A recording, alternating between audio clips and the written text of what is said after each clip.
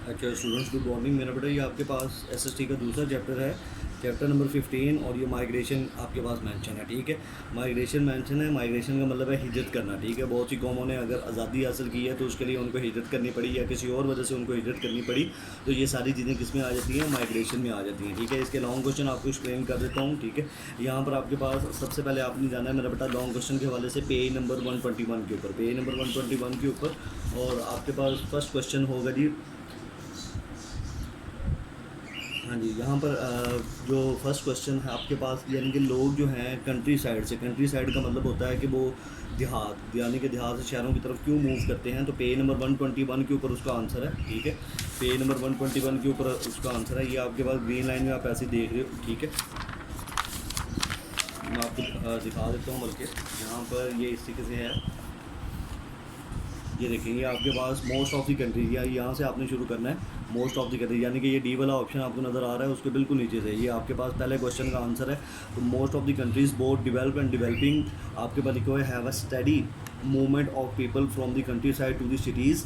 यानी कि study movement उनकी एक आम सी मूवमेंट होती है कंट्री साइड, और यानी कि कंट्री साइड कहते हैं देहाती एरिया को। ठीक है, कंट्री साइड से लेकर शहरों में अब उसकी बहुत सी वजूहत हो सकती हैं। रोज़गार हो सकता है, एम्प्लॉयमेंट हो सकती है, या कोई डिस्प्यूट्स की रीज़न हो सकती हैं, तो ये सारी इसमें शामिल हो सकती हैं। Where the hope life will be better, जहाँ वो उम्मीद कर सकते हैं कि ज़िंदगी बेहतर होगी। They hope there will be schools, hospital, medical services, water supplies and so on.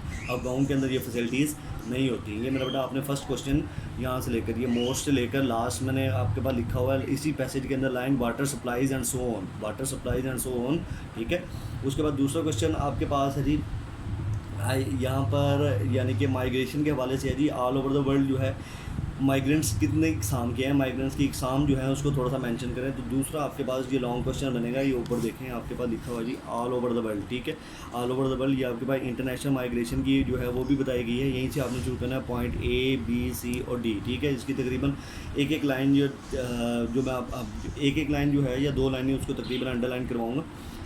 Economic migrants, these are people from underdeveloped और developing countries who are searching for better jobs. ठीक है, ये वो लोग हैं फ्रॉम अंडर डेवलप यानी कि तरक्की याफ्ता, तरक्की अभी हो रही है, और डेवलपिंग कंट्रीज यानी कि तरक्की हो रही है, who are searching for better jobs. अब बेटर जॉब्स के लिए ज़ाहिर सी बात है, पाकिस्तान की इकॉनमी कम है तो पाकिस्तान के लोग किधर मूव करते हैं? इकॉनमिकली पैसे के लिए अमेरिका मूव करते हैं, यूके मूव करते हैं, तो उसको हम कहते हैं economic migrants.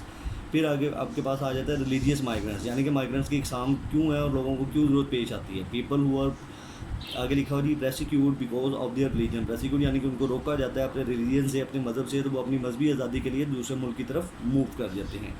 Political migrant, political migrants there are the people whose political beliefs can cause them to be persecuted in their own country. यानी कि पॉलिटिकल रीजंस की वजह से, जैसे नवाज शरीफ था उसके पॉलिटिकल रीजन थे, उसको जिला वतन कर दिया गया था, उसको दूसरे मुल्क में भेज दिया गया था, तो उसको हम कहते हैं पॉलिटिकल माइग्रेंट, यानी कि सियासी पनाह जिसको हम कहते हैं। ठीक है, वार, अब जैसे इराक ईरान कह रहा हूँ, इराक में वार है, अफगानिस्तान में वार है, तो वहाँ पर वार की वजह से लोग दूसरे ममालिक में मूव करेंगे। तो ये भी आपके पास, ये आपने इसकी हर एक लाइन जो है, या आपने क्या जो असल आंसर है यहाँ से शुरू होता है पॉइंट ए से लेकर पॉइंट डी तक कंप्लीट। ठीक है, कोई एक अदर लाइन आप स्किप करना चाहो वो आपकी मर्जी है। तो ये माइग्रेंट्स के बारे में आपको बता दिया कि चार होते हैं, इकोनॉमिक, रिलीजियस, पॉलिटिकल और वार माइग्रेंट्स। ठीक है, अब इसके तीसरे लॉन्ग क्वेश्चन की तरफ आते हैं।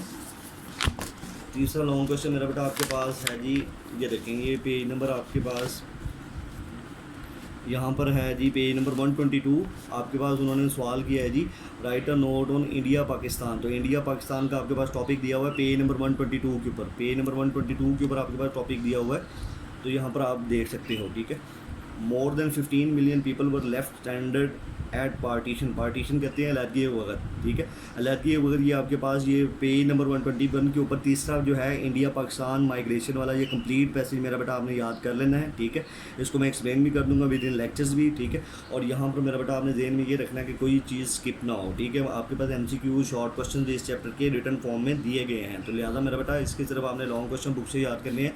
तीसरा लॉन्ग क्वेश्चन आपके पास जो है पेज नंबर 122 का इंडिया पाकिस्तान वाला जो टॉपिक है वही सिर्फ आपने करना है। ठीक है, इंडिया पाकिस्तान का टॉपिक आप देखोगे जब पेज नंबर 122 पर आपको नज़र आ जाएगा। सो शुक्रिया मेरा बेटा।